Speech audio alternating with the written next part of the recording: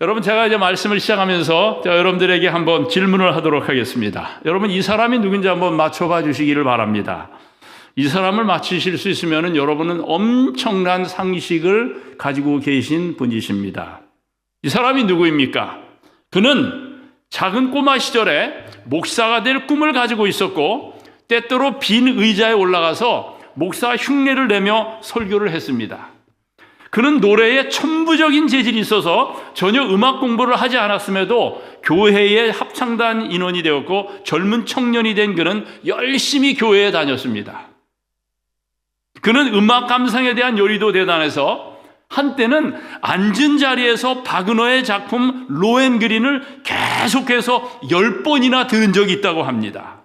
그리고 그 오페라의 음악을 듣고 콧노래로 이를 재생시켜서 다른 친구들에게 들려줄 정도였어요. 그는 역사, 철학, 예술 등 각 방면의 책을 즐겨 읽었고 재능 또한 대단했습니다. 그가 군대에 있을 때에 참호를 파고 은폐하여 있는 곳으로 작은 강아지 한 마리가 다가왔습니다. 그는 강아지를 붙잡아 먹이를 주고 부드럽게 쓰다듬어 주었고 둘은 친구가 됐습니다.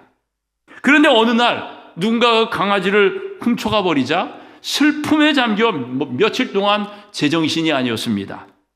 한 번은 배고픈 쥐떼를 보고는 자기가 먹던 부족한 빵 부스러기로 그 쥐들을 먹여 살렸어요. 그는 전혀 어떤 사람에게도 어떤 짐승에게도 해를 끼칠 줄 모르는 정말 착한 사람이었어요. 특히 그는 집안이 가난하거나 여타의 결함으로 정상적인 사람들처럼 풍요하고 행복한 삶을 누리지 못하는 사람들을 사랑을 했습니다. 한 번은 가난한 사람에게서 달걀 2개를 받아주고는 감사의 눈물을 흘렸습니다. 어느 날 작은 아이가 머리에 이 의자에 머리를 부딪혀 울자 그는 그 아이처럼 의자에 스스로 머리를 부딪혀서 슬픔을 같이 하고 아이를 대신해서 의자를 대신 때려 주었습니다. 그는 34살 때에 자기 어머니에 대한 훌륭하고 아름다운 시를 써서 사람들에게 어머니를 사랑하라고 권면했습니다. 도대체 이 사람은 누구일까요? 짐작이 가는 사람이 혹시 있으십니까? 예? 누구요? 예? 장기승 목사님. 장기승 목사님이 이 정도로 오페라에 제가 교회가 있는 분은 아니신 것 같아요. 누구라고 말씀하셨어요, 집사님? 아, 저요? 저 이렇게 멋진 사람 아닙니다, 집사님. 죄송합니다. 그의 이름을 들으면 놀라실 텐데 그의 이름은 다름 아닌 바로 이 사람입니다. 아돌프 히틀러입니다. 이 사람이 후일에는 지구 역사상 가장 잔인하고 가장 악마적인 사람이 되어버린 것입니다. 충격적이죠. 우리 몸에 지니고 있는 우리의 개성이 선하고 거룩한 통제를 벗어나면 어떻게 될지 아무도 모릅니다. 하나님의 성품을 닮아가지 않으면 우리의 품성은 하나님적이지 않은 성품으로 굳어지게 되어 있음을 이 단적인 인물이 보여준다고 할 수가 있는 것입니다. 중간은 있을 수가 없는 것입니다. 선지자 엘리야가 너희가 두 의견 사이에서 어느 때까지 머뭇머뭇하려니라고 이야기한 것은 우리의 품성에 대해서도 마찬가지 말씀을 하신 거예요. 중간은 있을 수 없습니다. 우리의 품성이 지금 이 시대를 살아가면서 하나님 품적인 품성으로 닮아가든지 아니면은 그렇지 않든지 딱 2가지예요. 요즘 우리에게 얼마나 많은 유혹이 많습니까? 그죠? 그래서 이 시대를 살고 있는 우리들에게는 더욱더 이 말씀이 도전적인 말씀이 아닐 수 없는 것입니다. 오래전 이탈리아에서 북아프리카 출신의 한 청년이 마니교에 빠졌습니다. 마니교에 대한 이야기는 여러분 한번 구글 딱 쳐보시면 알지만은 방탕을 합리화하는 이단이었습니다. 교리적으로 방탕이 인간의 가장 자연스러운 본능의 표현이라는 것을 강조하던 이 이단 속에 심취한 이 사람은 편안하게 아주 마음대로 죄를 지었어요. 근데 이 사람은 수사학을 전공했어요. 수사학 교사가 되었기 때문에 아주 탁월한 운명가가 되었습니다. 그래서 자기의 저질적인 행동과 부도덕한 삶을 얼마든지 합리적으로 변증할 수가 있었던 사람이었어요. 하지만 그의 양심까지는 편할 수가 없었던 것입니다. 그렇게 죄를 지으면서도 그의 양심은 늘 허탈하고 불안하고 공허했어요.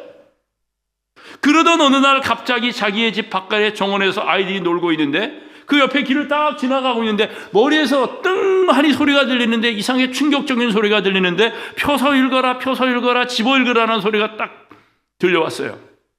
깜짝 놀라서 뒤를 돌아보니 자기 앞에 한 책이 놓여 있는데, 그래서 그 책을 한번 들어서 딱 펼치니까는 이 말씀이 눈앞에 들어온 것입니다.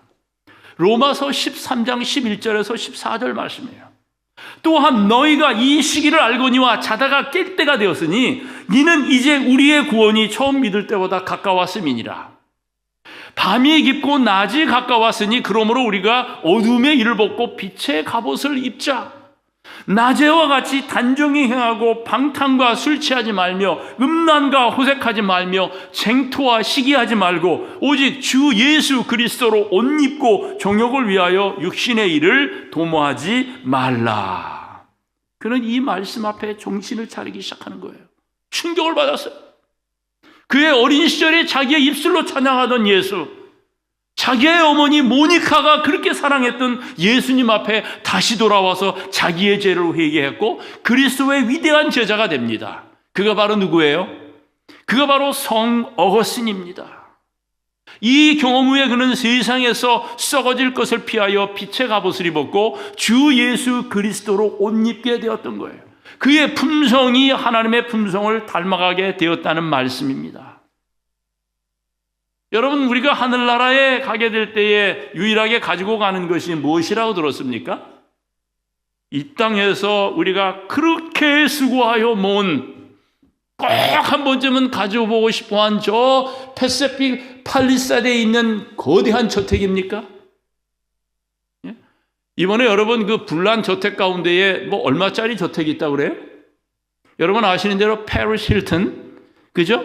페리스 힐튼가의 그 이 상속 여인 그 페리스 힐튼이 그 사는 집이 지금 시가가 얼마라고요? 얼마라고요? 114 밀리언, 1억 1,400만 불 집인데 뭐 상상이 안 가는 거예요, 우리. 근데 그 완전히 전소되었어요.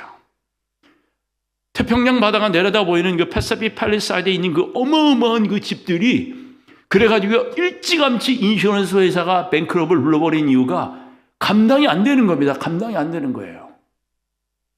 지금 일어난 이 패시픽 팔리사드의 이 불과 이 불은요, 패러다이스에서 그 5년, 6년 전에 일어났던 불과는 상상할 수 없을 정도로 지금 이 재산 피해가 심해가지고요. 이 일로 인하여 지금 상당히 지금 미국 경기가 어떻게 영향을 받을지 모른다고 전문가들이 이야기할 정도예요. 그리고 이제 이 지역의 집값이 금방 올라갈 거라고 하는 이야기가 있고요. 왜냐하면 불이 타가지고 그 많은 사람들이 지금 뭐 대피소에 가 있는데 어디에 삽니까? 그러니까 이쪽으로 이제 집값이 점점점 올라간다고 하는 그런 얘기가 벌써 나돌고 있는 겁니다. 여러분, 우리가 이 세상에서 꼭 한번 갖고 싶어 하고 움켜쥐고 하고 싶어 하는 것이 정말 불면 없어져 버릴 것들이라고 하는 것을 다시 한번 느끼게 만들어주는 거예요. 그럼 우리가 하늘나라에 올라갈 때 가지고 갈 것이 학벌입니까? 학벌? 뭐 그런 얘기가 있어요. 나이가 70이 들어가면은 국민학 졸업생이나 박사학위 갖고 있는 사람이랑 똑같다는 겁니다. 그죠? 뭐가 의미가 있는 겁니까? 나이가 저도 이제 60이 넘었거든요. 이제 조금 있으면 은퇴잖아요. 이거 뭐 많이 배운다는 게 아무런 의미가 없는 것입니다. 그래서 하늘나라에 갈 수 있는 거는 뭐라고 우리가 알고 있는 겁니까? 놀랍게도 감사하게도 우리의 변화된 품성이라고 하지 않습니까? 우리의 변화된 품성. 네? 여러분 그 얘기 들어보셨잖아요. 어떤 사람이 하늘에 들어가려고 하는데 이 땅에서 벌은 모든 재산을 모두 금으로 바꿔가지고는 큰 주머니에 넣고는 낑낑거리면서 하늘문에 들어가려는데 베드로 사도가 문지기를 쓰면서 그 문을 막아서서는 그 등에 짊어진 게 무엇입니까? 그거는 두고 가시죠. 그랬더니 아니라면서 우기면서 이것만큼은 꼭 가지고 가야 된다는 거예요. 그랬더니 사도 베드로가 물었다고 그러죠. 그것이 뭡니까? 하고 물었더니 조금 부끄러워하면서 뭐 대답을 잘 안 하려고 그러길래 베드로 사도가 그 주머니를 열어보았더니 번쩍번쩍한 금덩어리가 아니겠습니까? 아니 이 무거운 것을 어디에다가 쓰려고 그랬더니 이것 하늘에서도 필요하지 않을까 하여 이것 모으고 먹을 것 그 다음에 입을 것 다 절제하여 모은 것입니다. 그랬더니 베드로가 뭐라고 그랬다 그래요? 아니 하늘에서 흔하디 흔한 도로 포장용 재료를 갖다가 무엇에 쓰려고? 정금으로 깔려 있잖아. 하늘은 그죠? 그 얘기했잖아. 도로 포장용 재료에 불과한데 그거 가져다 뭐에 쓰려고? 그죠? 여러분 우리가 초점을 맞춰야 되는 것이 무엇인지를 우리에게 알게 해주는 재미나는 이야기가 아니겠습니까? 여러분 그 일에 대하여 사도 베드로는 다음과 같이 권면합니다. 베드로후서 1장 4절에서부터 11절까지에 있는 말씀인데 이 말씀은 아까 우리가 읽은 로마서 13장 11절에서 14절 반복하는 듯이 보이는 말씀이에요. 베드로후서 1장 4절에서부터 11절까지 있는 말씀이요. 이로써 그 보배롭고 지극히 큰 약속을 우리에게 주사 이 약속으로 말미암아 너희가 정욕을 인하여 세상에서 썩어질 것을 피하여 신의 성품에 참여하는 자가 되게 하려 하셨으니 그래서 설교 제목이 신의 성품에 참여하는 자입니다. 이 말씀은 우리가 방금 전에 그 로마서 13장 말씀을 반복하는 듯이 보인다고 말씀드렸어요. 계속 읽으면 이러므로 너희가 더욱 힘써 너희 믿음의 덕의 지식을 지식의 절제를 절제의 인내를 인내의 경건의 형제의회를 형제의회의 사랑을 공급하라. 이런 것이 너희에게 있어 흡족한즉 너희로 우리 주 예수 그리스도를 알기에 게으르지 않고 열매 없는 자가 되지 않게 하려니와 11절에 말씀하시기를 뭐라고요? 이같이 하면 우리 주 곧 구주 예수 그리스도의 영원한 나라에 들어감을 넉넉히 너에게 주시리라 라고 말씀하셨던 것입니다. 여러분 이 말씀을 도표로 그리면은요, 다음과 같습니다. 그죠? 이게 도표로 그린 그림이에요. 가장 밑에 무엇이 있습니까? 가장 밑에 믿음이 있습니다. 우리가 하나님의 성품, 신의 성품에 참여하는 자가 되려면 먼저 믿음이 있어야 한다고 말씀하고 있는 거예요. 여러분 사도 요한도 이 시대의 하나님의 마지막 남은 자손의 특징이 뭐라고 말씀했어요? 이는 하나님의 계명과 예수의 믿음을 지키는 자들이라고 얘기하지 않았습니까? 그죠? 예수를 믿는 믿음을 이야기하는 것인지 아니면 예수께서 가지고 계셨던 믿음을 이야기하는 것인지는 상관없습니다. 어떠했든 이 믿음이 하나님의 성품에 참여하는 가장 기본이요 기초라고 말씀하고 있는 거예요. 여러분 믿음이 있으십니까? 그 믿음이 여러분의 품성을 주님의 품성을 닮으시도록 인도하시고 계시나요? 성경 마태복음 8장 초반에 보시면 마태복음 5장, 6장, 7장에서 제자들을 부르신 예수님께서 산상에서 제자들에게 천국 가는 자의 삶은 이루어야 한다고 순을 말씀하신 후에 산에서 내려오신 다음에 사람들의 여러 가지 병을 고치시는 기사가 나옵니다. 문둥병을 고치시고요, 백부장의 하인을 고치시고요, 베드로의 장모의 병을 고치십니다. 그리고는 옆 지방으로 가기 위해서 배에 오르는 모습이 나오는데, 근데 옆 지방으로 가기 위해서 모두 배에 몸을 실었는데 어떤 일이 벌어집니까?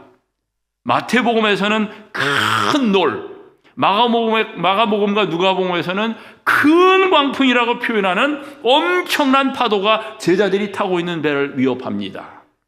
그리고 이들을 죽기 일보 직전까지 몰고 갑니다. 근데 이 배에 누가 계셔요? 이 배에 예수님이 계셔요. 근데 예수님이 뭐하고 계셨다고 성경은 이야기합니까? 고물에서 베개를 메고 주무셨다고 이야기합니다. 근데 여러분, 고물이면 배의 앞에 끝입니까? 뒤에 끝입니까? 여러분, 배 타보셨어요? 이 크지 않은 배를 갖다가 이렇게 딱 가면은, 제가 여러분, 그 이전에 저기 속초에 가가지고 한번 그 고기잡이 배를 한번 크지 않은 배를 탔는데, 여러분, 배의 고물이면 배의 앞머리입니까? 배의 뒷머리입니까? 고물이면은 배의 앞머리다라고 생각하시는 분? 아니다, 고물은 배의 뒷머리다라고 생각하시는 분? 나는 뭐 앞머리인지 뒷머리인지 모르. 맞습니다. 여러분, 이 고물은 배의 뒤에 끝입니다.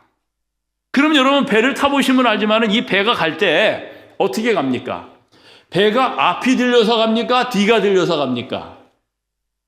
배가 뒤가 들렸다 하면은요, 그냥 물속으로 갑니다. 배는 앞이 들리게 되어 있어요. 그래서 배의 고물이라고 하는 거는 배의 뒷머리라고 하면은, 그럼 여러분 배가 갈 때에 파도가 친다고 할 것 같으면은, 그런 파도가 배의 높은 곳으로 물이 많이 들어갑니까? 배의 낮은 곳으로 많이 들어갑니까? 물론 낮은 곳으로 많이 들어갑니다. 그러면 이 낮은 배 뒤에 누가 주무시고 계셔요? 주님께서요. 그러면 주님의 얼굴에 옷에 반드시 물에 튀었을 터인데 주님께서 파도 치는 것을 아셨을까요? 모르셨을까요? 아셨을 거예요. 하지만 주님께서 뭐 하고 계셨어요? 편안하게 누워서 주무실 수가 없으셨을 것입니다. 그렇지만은 편하게 주무시고 계셨다고 그랬어요. 그러니 다급한 제자들이 깨어서는 예수님께서 일어나셨어요. 그러고는 우리가 죽게 되었으니 우리를 구워서서 하니까는 예수님께서 일어나셔가지고는 뭐라고 말씀하셨어요? 폭풍을 대하셨을 때 극히 평온하셨어요. 그러고는 파도를 꾸짖으셨잖아요. 그러고는 잠잠하게 지니까는 제자들에게 뭐라고 말씀하셨어요?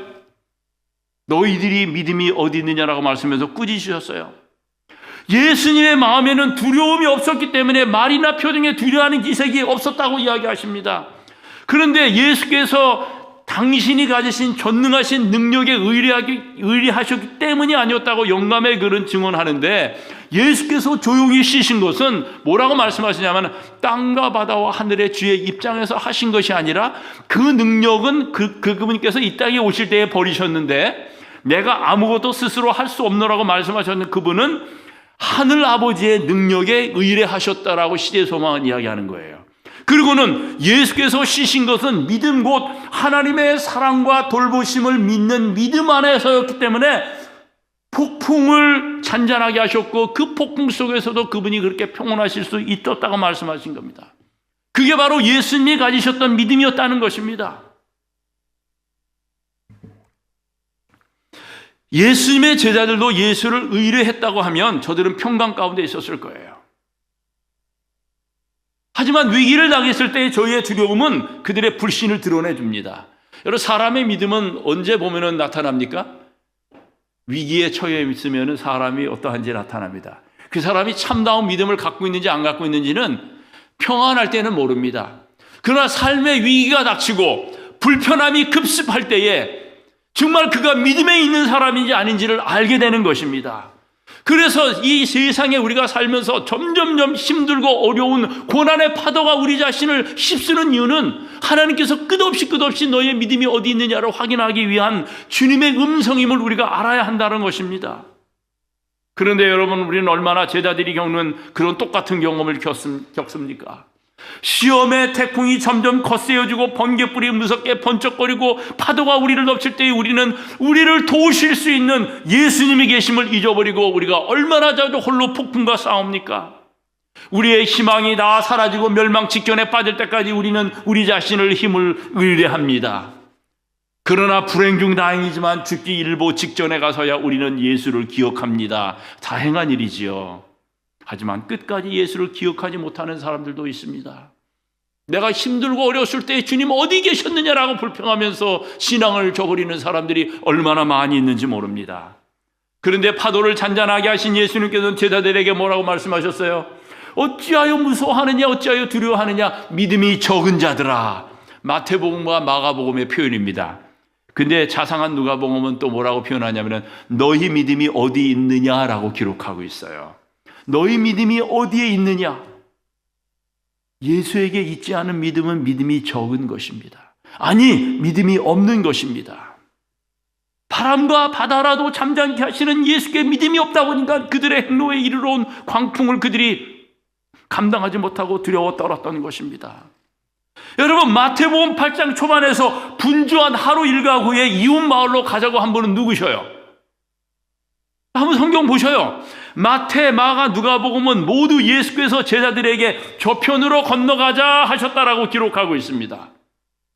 그럼 주님께서 요청하신 여행이면 주님께서 책임지시지 않겠습니까?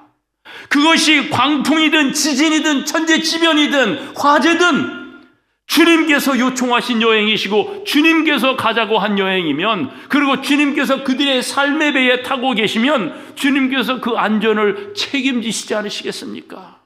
그게 믿음인 것입니다, 여러분. 이 시대를 사는 남은 자들의 삶은 주님께서 선택하신 삶 아닙니까? 여러분, 우리는 남은 자손으로 불림을 받았어요. 그러고는 주님께서 뭐라고 말씀하셨어요?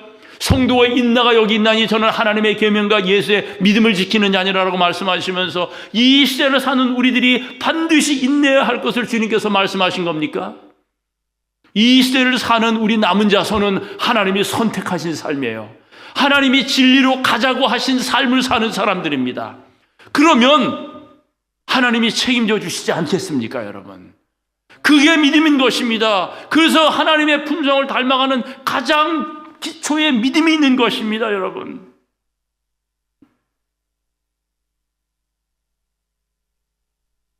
여러분의 믿음, 우리의 믿음을 어디에 두어야 합니까? 우리의 아름다운 계획에, 우리의 능력에, 우리의 사업에 둬야 됩니까? 우리 자신에게 둬야 됩니까? 그러면 우리의 계획이, 우리의 능력이, 우리의 사업이, 그리고 건강하던 우리 자신이 광풍에 휩쓸리고 고난의 물이 여러분의 삶의 배에 꽉 차게 되면 그때는 어떻게 하실 거예요? 참으로 불투명한 미래의 미지의 바다를 향해 나가는 남은 자손은 정말 믿음의 주요 온전케 하시는 인 예수를 깊이 바라볼 필요가 있는 것입니다. 그래서 사실 성도의 인내가 여기 있나니 저는 하나님의 계명과 예수의 믿음을 지키는 자니라라고 말씀하신 말씀이 그렇게 어렵게 느껴지지 않는 거예요. 이해가 되는 것입니다.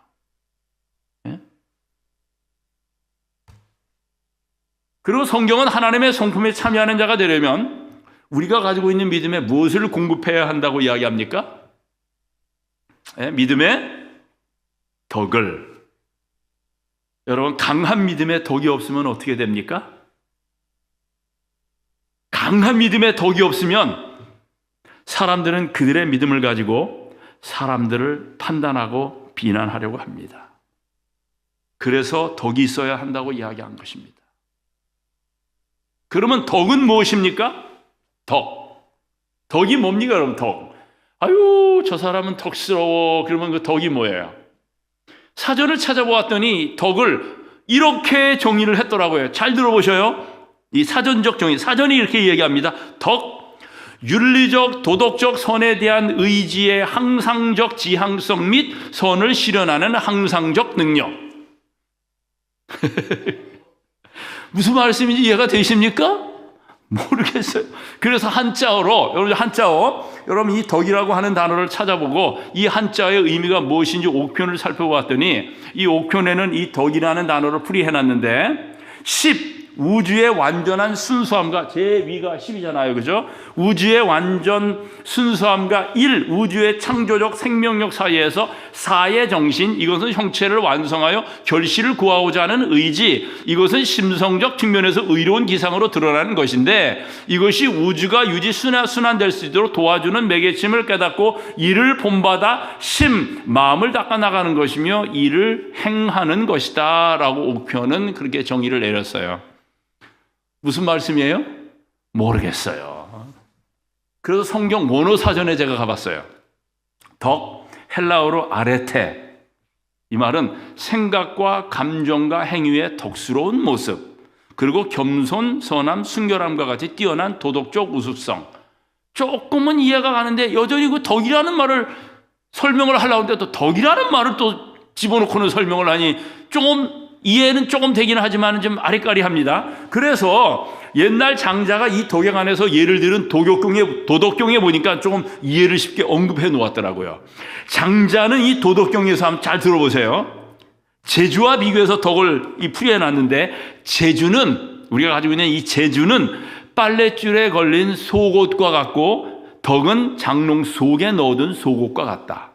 산들 바람만 스쳐도 대낮 하늘 밑에서 창피한 줄도 모르고 오가는 사람들의 눈앞에 제주라는 속옷은 나풀거린다. 그러나 장롱 속의 덕이라는 속옷은 남의 눈을 피하여 그것을 입을 사람에게 추위를 면하게 해주려고 항상 기다리고만 있을 뿐이다. 덕은 한 번 나타나면 반멸되고 두 번 나타나면 없어져 버린다. 그러므로 덕을 앞세우면 차라리 덕이 없었던 것만도 못하게 되어버린다. 이것을 공치사라고 하는 것이다. 좋은 일을 했다 하여 생색을 내는 것은 무슨 꿍꿍이 속이 있었음을 말하는 것이므로 고마운 마음을 얻지 못한다. 덕이란 무엇인가? 고마운 마음을 얻게 하는 것이다. 덕은 마음을 가볍게 하고 입을 무겁게 하며 귀를 두텁게 하고 눈을 밝게 한다. 그러나 덕이 마음속에서 나와 입을 통해 바람을 탈 때는 반나절 양지 쪽 햇볕에 불과할 뿐이다. 여러분이 고개를 좀 까딱거리시는 거 보니까 요거는 좀 이해가 좀 되는 것 같아요. 그죠? 성경에서 마치 말씀이 오른손이 하는 일을 왼손이 모르게 하는 주님의 말씀과 같다는 생각이 들지 않습니까? 이 말씀이 덕을 위한 말씀인 것 같아요.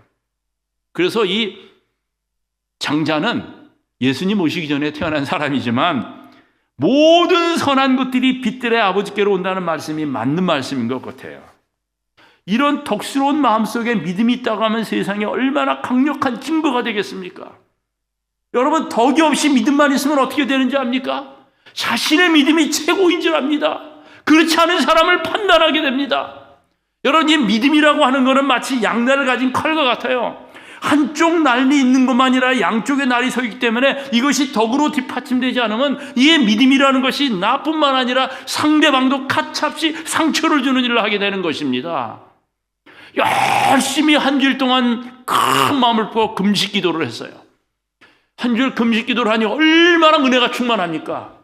눈이 파랗파랗 빛나고 그래가지고 영으로 충만해가지고는 그 다음날 교회에 와가지고는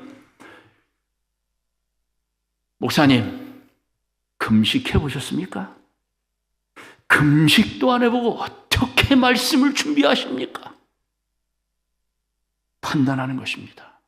어떤 사람이 또 새벽 기도회를 열심히 참석하면서 은혜를 충분히 받고는 하는 소리가 아이고 어찌 새벽 기도도 안 하고 신앙생활을 하려고 그러는지 말세다. 그렇지 않은 사람들을 갖다가 판단하고 비판하게 되는 것입니다. 아니, 금식 기도하고 새벽 기도하고 은혜가 충만했으면 더 사랑하고 더 이해하고 더 용납하고 더 그리스도의 마음으로 변화되어야지요.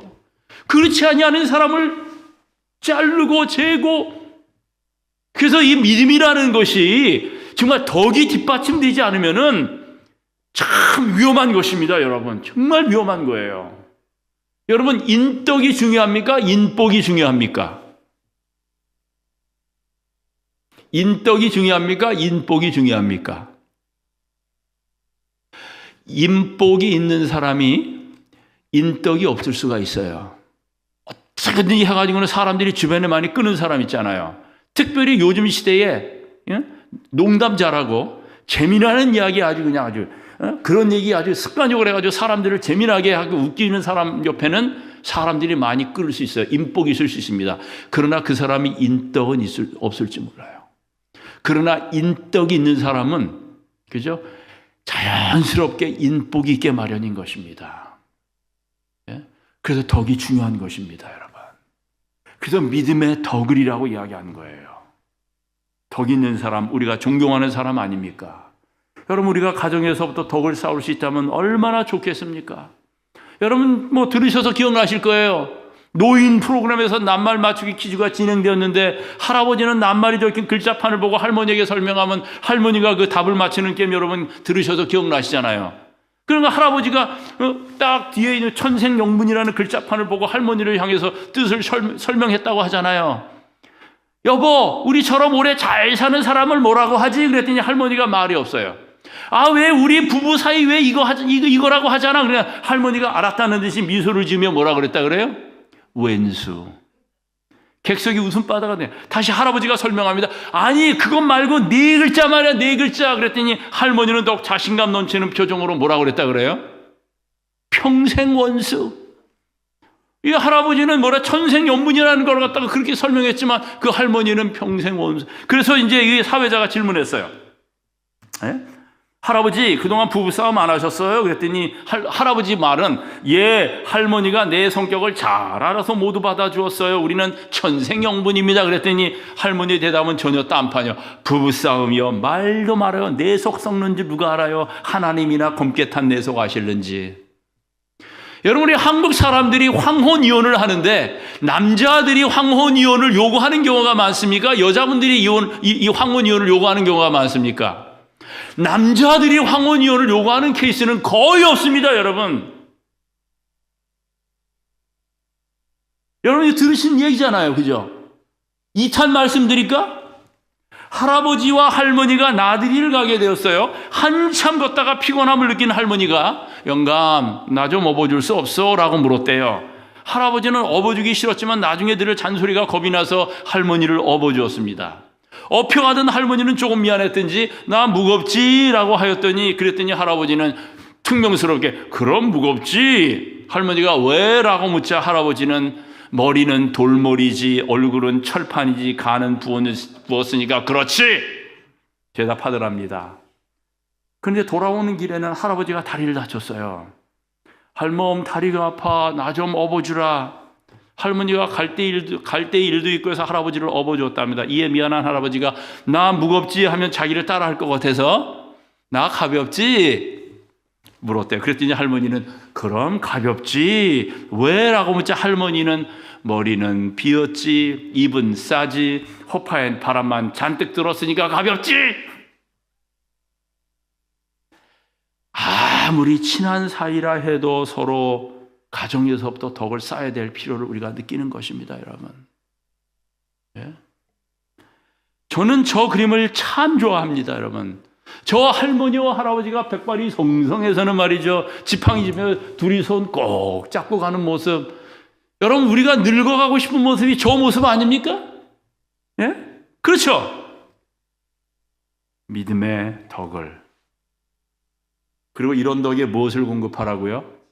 지식이요. 여기서 사용된 지식이라는 원어는 헬라어로 그노시스라고 하는 말로 기노스코라고 하는 동사에서 파생된 단어인데 이 낱말은 경험에 의하여 쌓여지는 지식을 말할 때 사용하는 단어인 것입니다. 한 여인이 한 남자를 알고 사랑해서 결혼해서 아이가 태어날 때의 그 경험을 보통 기노스코 하는 경험이라고 성경은 그렇게 이야기한다는 거예요. 경험에 의하여 쌓여진 지식. 이 경험에 의하여 쌓여지는 지식이 그냥 지식이 아니라 하나님의 말씀을 경험하는 지식입니다. 하나님의 말씀은 살아있고 운동력이 있고 창조하는 능력이 있으신데 이 하나님의 말씀이 내 속에서 늘 새롭게 새로운 마음을 창조하는 경험을 하는 것, 그리고 이 말씀이 내 생각과 내 주관을 뛰어넘고 이겨서 하나님의 뜻을 이루게 하시는 권능의 말씀으로 경험되어지는 것, 이것이 참다운 하나님의 말씀에 관한 지식을 쌓고 얻는 것입니다. 이 경험의 지식이 있는 사람들은 하나님이 어떠한 분이심을 아는 사람들이기 때문에 이 하나님을 부지런히 닮아가려고 노력하는 사람들이에요. 그래서 영생은 뭐라고요? 주 하나님과 그 보내신 자 예수 그리스도를 뭐 하는 것이라고요? 아는 것이라고 말씀하신 겁니다. 아는 것. 그 아는 것에 대한 단어가 기노스코입니다. 기노스코. 경험으로 아는 것입니다. 경험으로 아는 것. 그래서 우리가 읽은 대로 여러분 여기 베드로 후서 1장 11절에 주 구주 예수 그리스도의 영원한 나라에 들어감을 그죠? 넉넉히 너에게 주시리라고 약속하신 말씀이나 그죠? 신의 성품에 참여해야 될 때의 그 이야기나 그죠? 우리가 하늘나라에 들어갈 때에 이 경험해야 되는 그 모든 하나님의 말씀의 지식이 일맥상통하는 거예요. 예? 영생은 하나님과 그 보내신 자 예수 그리스도를 안다고 할 때 그 암.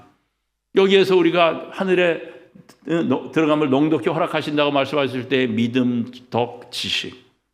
예? 여러분 사도 바울이 다음과 같이 외쳤어요. 사도 바울이 사도행전 27장 25절에서 그러므로 여러분이요 안심하라 나는 내게 말씀하신 그대로 되리라고 하나님을 믿노라라고 얘기했는데 여러분 사도행전 27장 사도 바울이 이 말씀을 할 때의 형편이 어떤 때였는지 여러분 한번 오늘 제가 다 말씀을 못 드리지만 한번 댁에 가셔서 사도행전 27장을 한번 깊이 한번 숙독해 보셔요. 3차 선교행을 마치고 예루살렘에 들렸을 때에 유대인에게 붙잡혀 죽을 고비를 넘기면서 가이사에게 호소한 것 때문에 지중해를 거쳐 로마로 끌려가는 배 위에서 외친 말씀인데 바울의 이 말씀을 외칠 때의 형편이 어떠했는지 여러분 성경은 기가 막히게 얘기해 줍니다.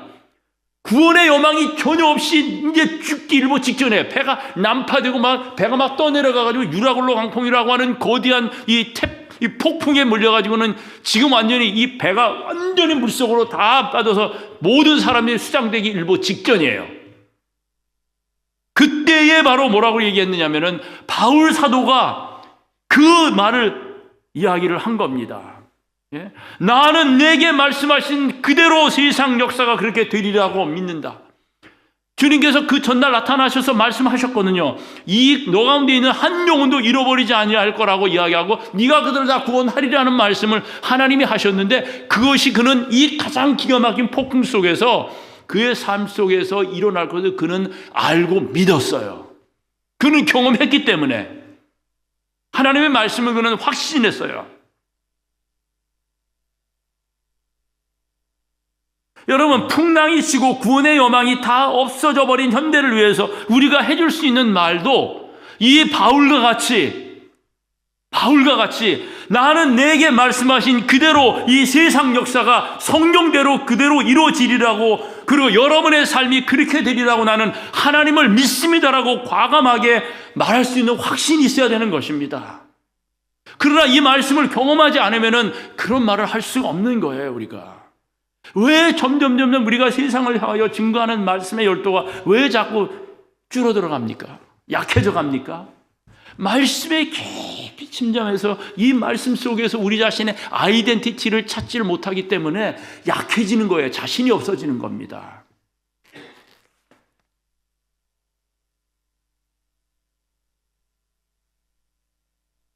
여러분, 이 사람이 영국의 제임스 왕인데 왕이 정치를 하다가 너무 힘이 들어서 농촌의 민정을 시찰하고 있는데 방앗간에서 노랫소리가 들려왔어요. 자기에 대한 노래였어요. 세상 사람 날 부러워 아니해도 나 역시 세상 부럽지 않네 하면서 거기까지는 좋은데 왕이 지금 민정 시찰하면서 지나가고 있는데 큰 소리로 노래를 부르면서 왕이 온 줄 몰랐겠죠. 영국 왕이 날 부러워 아니해도 나 역시 제임스 왕 부럽지 않네 그러면서 이 노인네가 노래를 부르는 거예요. 두 부부가 노래를 부르면서 건부를 뒤집어 쓴 채로 싱글벙글 하면서 일을 하고 있었던 이 노인네인데 이 제임스 왕이 그들에게 다가가서는 내가 사실 그 여러분 노래의 주인공이 제임스 왕인데 왕도 부럽지 않은 그 비결이 무엇이요? 라고 물었더니 그 노부부는 놀랐지만은 웃으면서 대답하기를 같이 예수를 믿고 있기 때문에 이렇게 늙어서도 외롭지 않고 다른 사람 부럽지 않고 행복하게 산답니다 라고 대답하더라는 겁니다. 그러다 제임스 왕이 이 말을 듣고 예수님이 그렇게 행복을 주셨다면 그 근원은 무엇입니까? 라고 물어보니까는 바로 이겁니다 라고 하면서 아주 너덜하고 떨어진 그 라틴어로 된 그냥 이 성경책을 갖다 이렇게 보여주면서 바로 이것 때문입니다. 이 노인네는 어렸을 때에 사제를 따라다니면서 왜 복시 노릇을 했어요. 그래도 성경을 읽는 법을 배워가지고는 성경을 이해하게 된 겁니다. 그래서 평생 그 말씀 속에서 그는 그의 삶을 확인했던 거예요. 그러면서 나이 늙어서 이 말씀을 늘 읽으면서 행복했던 것입니다.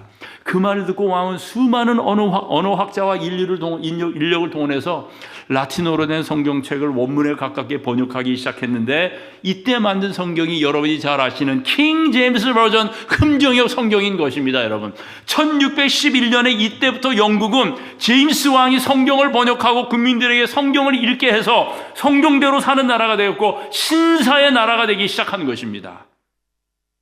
이때부터 해가 지지 않는 대영 제국의 기초를 닦는 일이 시작된 것입니다. 내일은 제가 2부를 말씀드리면서 왜 영국이 신사가 됐는지, 그리고 그들이 신사로서 품위를 유지하기 위해서 어떤 4가지의 원칙을 가지고 생활하는지를 제가 여러분들에게 말씀을 드릴 거예요. 여러분, 이때부터 이 영국은 해가 지지 않는 대영 제국의 기초를 닦는 일이 시작된 것입니다. 성경을 모르는 사람은 거친 바다에 돛도 없고 나침반도 없이 방황하는 것이나 마찬가지입니다. 그래서 우리는 이 시대를 살면서, 이 메말라가는 시대를 살면서 충만한 말씀의 삶을 사는 우리가 되어야 되는 것입니다. 그런데 여기 최진성 목사님도 앉아 계시지만 여러분, 이 시조사 사역이 얼마나 자꾸 이 교회 진함도 줄어들죠. 부스가 과정책 부스도 줄어들죠. 여러분, 하나님의 말씀을 연구하는 열도가 점점 약해져 가고 있는 것이 정말 안타까운 일인 것입니다. 여러분, 말씀으로 돌아와야 되는데 말씀 연구의 복이 다시 일지 않고는 어떻게 우리가 이 사업을 마칠 수가 있겠어요?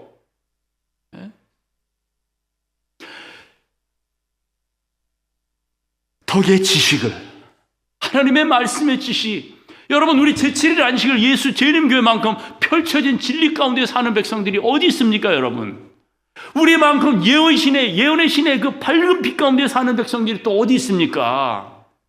가정 문제면 가정과 건강이라고 하는, 여러분 아시는 대로 예언의 신 있죠. 매월마다 오는 그 잡지만 제대로 읽어도 여러분 그 가운데서 아이디어를 얻어서 행복할 수 있는 것들이 널려 있잖아요. 우리가 가지고 있는 그 예언의 신들, 우리 아이를 어떻게 교육하면 좋을지를 고민하는 사람들에게 세자녀 지도법이 있죠.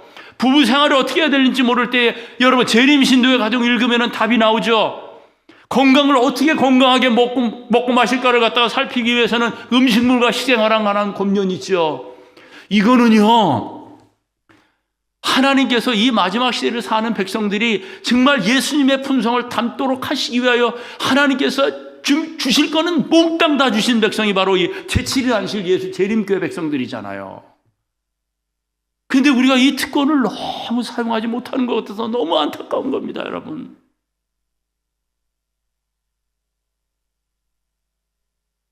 덕의 지식을, 그렇죠? 그리고 우리는 지식이 없다는 핑계를 못 댑니다, 여러분. 근데 여러분, 호세아 선지자가 뭐라고 말씀했어요? 내 백성이 뭐가 없어서 망한다고요? 지식이 없어서 망한다고 그랬어요. 여러분, 유대인들이 왜 지식이 없는 백성들입니까? 유대인들에게는 토라가 있었어요. 하나님의 말씀이 있었습니다. 근데 호세아가 외치기를 내 백성이 지식이 없어서 망하는도라고 얘기했어요. 그러면서 이 내 백성이 나를 버렸기 때문에 나도 너희를 버린다고 말씀을 하신 이유가 바로 거기에 있는 것입니다. 여러분, 우리가 다시 한번 회복하고 다시 한번 지식에 돌아와야 돼요.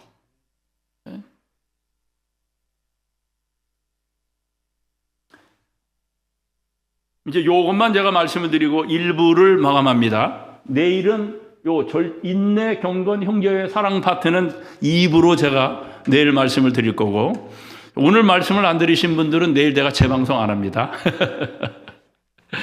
근데 여러분, 이 하나님의 말씀을 아는 지식에 뭐를 더하라고요? 절제를 더하라고 그랬어요. 절제. 근데 여러분, 지식에 절제를 더하래요. 이 절제라고 하는 말은 헬라어로 엔크라테리아, 자제력을 뜻하는 말로 사용되었는데 자제하는 것입니다. 여기서는 두 가지를 생각할 수 있는데, 그 한 가지는 지식이란 인간에게 무제한적으로 허용되지 않고 삼가해야 할 지식의 영역이 있다는 말씀이에요. 이 말씀을 우리는 에덴 동산으로 인도하는 말씀 같잖아요. 그죠? 인간에게 허용되지 않은 지식 무엇입니까? 선악을 알게 하는 지식이 그것이었어요. 선을 아는 지식이야 뭐가 문제입니까? 그죠? 그러나 악을 아는 지식, 이것이 뭘까? 물론 이것은 불순종으로 나타났고 죄가 된 것인데, 악을 아는 지식이 무엇일까?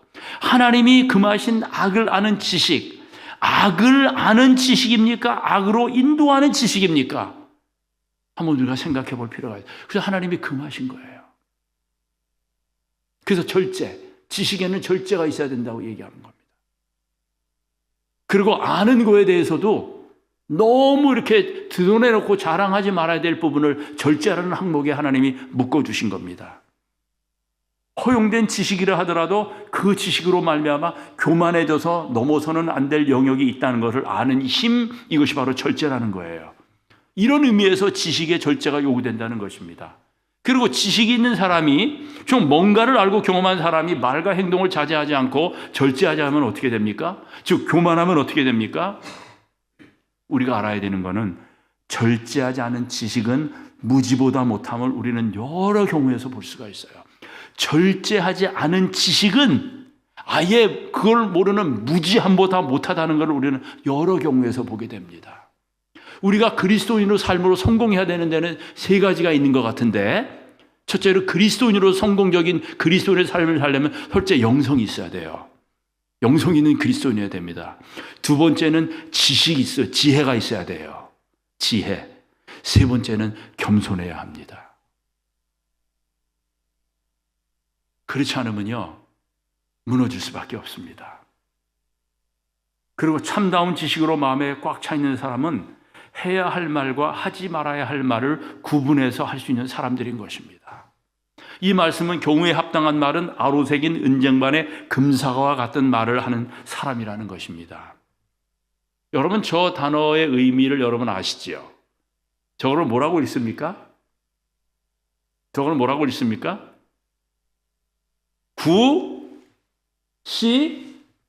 구시화문입니다.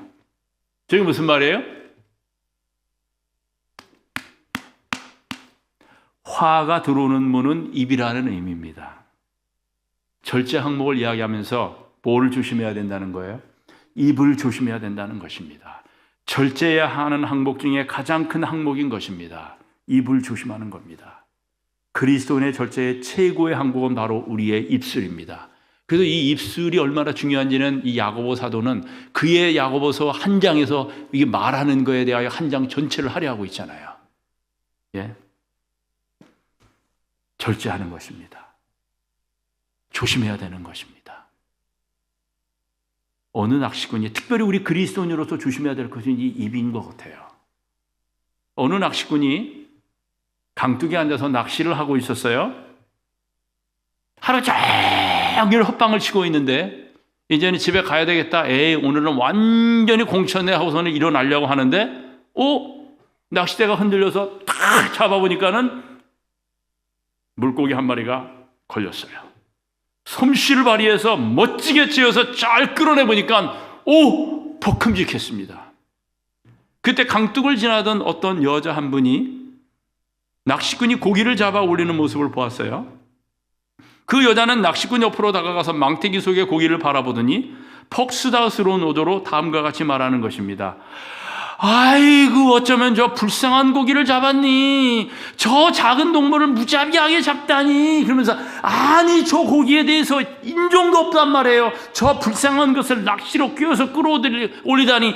야, 너무나도 잔인한 일이 아니에요.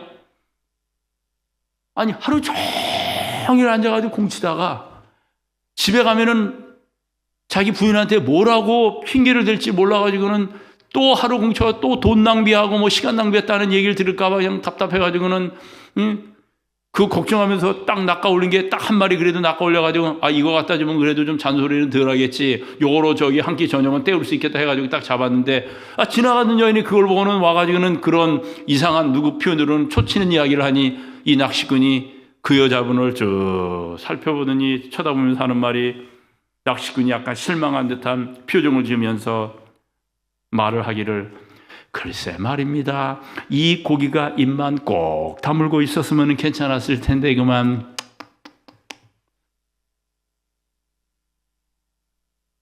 누구를 빗대서 한 이야기예요? 그 여인을 빗대서 한 말이죠. 여러분, 에베소서 4장 29절에서 주님은 바울 사도의 부칠비로 말씀하시기를, 우리 그리스도인들은, 하나님의 품성을 닮아가는 사람들은 무릇 더러운 말은 입 밖에도 내지 말고 오직 덕을 세우는데 소용되는 대로 선한 말을 하여 듣는 자들에게 은혜를 끼치라고 말씀하셨어요. 그리고 누추함과 어리석은 말이나 희롱의 말이 마땅치 아니하니 돌이켜 감사하는 말을 하라고 에베소서 5장 4절에 말씀하셨고요. 남을 놀리는 말을 하지 말고 감사의 말을 하랍니다. 그리고 마지막으로는 망령되고 헛된 말을 버리고 모든 비방하는 말을 버리라고 베드로 사도는 그렇게 이야기했네요. 덕을 세우는 절제의 말로 우리의 입과 마음을 채우는 그런 그리스도의 품성으로, 하나님의 품성으로, 신의 품성을 닮아가는 자의 삶을 살라고 오늘도 사도 바울은 우리에게 권면하고 있고요. 이렇게 점점 하나님의 품성으로 닮아가면 결국은요, 우리의 모습 속에서 예수님의 품성이 닮아가는 모습을 볼 때 주님께서 어떻게 하신다고 그러셨어요? 우리를 데리러 강림하신다고 말씀을 하셨잖아요. 그런 사람들에게 넉넉히 하나님의 나라에 들어갈 권세를 주신다고 말씀하신 것이 바로 베드로후서 1장 11절의 말씀 약속이잖아요. 이게 바로 신의 성품에 참여하는 자, 빛의 갑옷을 입는 자, 어둠의 일을 벗어버리고 빛의 갑옷을 입는 자의 모습이라고 성경은 우리에게 이야기하고 있고, 내일 저는 제 2탄 후반부를 여러분들에게 말씀을 나누면서 함께 은혜를 주고받는 시간을 갖도록 하겠습니다. 하나님의 말씀 여기서 마치고 장로를 기도하고 마치면 됩니까? 아니면 마치는 참여하실 거죠? 마치는 참여하고 우리 마치는 기도하고 오늘 저녁 마치도록 하겠습니다.